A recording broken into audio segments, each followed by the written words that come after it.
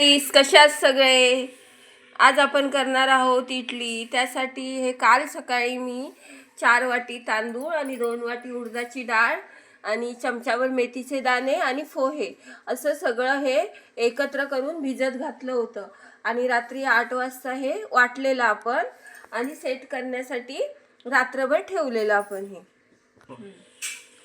आता आपण इडल्या करण्यासाठी सुरुवात करणार आहोत। त्यासाठी पहिला आपण तेल लावून घेतलेलं आहे। आता बघा, आता आपण हे सगळं असं भरायचे। हे बघा, हे भांड असं आपण आहे ना पूर्ण सगळं भरून घ्यायचं।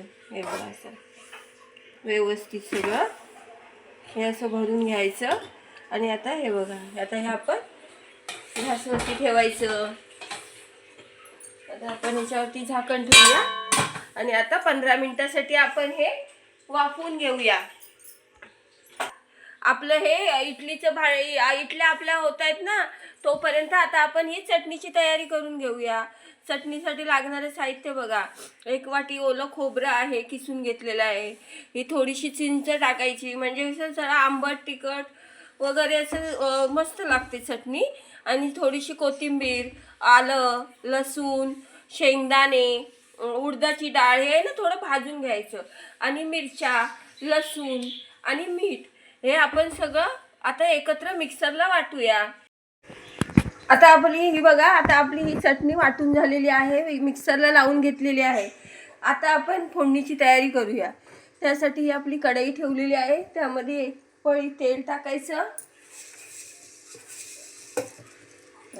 थोडीशी राई टाकायची।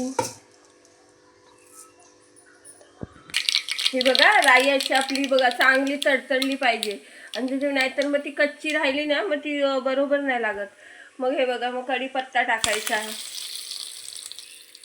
2 मिरच्या टाकायच्या आपल्या चांगल्या लाल मिरच्या। दही चटणी आहे आपली, ती त्याच्यात टाकायची।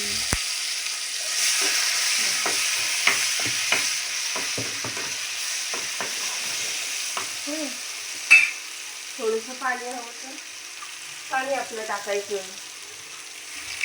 भांडं धुवून। हे बघा, आता आपली इडली आणि चटणी रेडी आहे। हे बघा, आता आपण खायला बसूया आणि तुम्ही पण या खायला। आज आमच्याकडे इडली आणि चटणीचा नाश्ता आहे। आणि जर ही व्हिडिओ तुम्हाला आवडली तर लाईक, शेअर, कमेंट आणि सबस्क्राईब करा।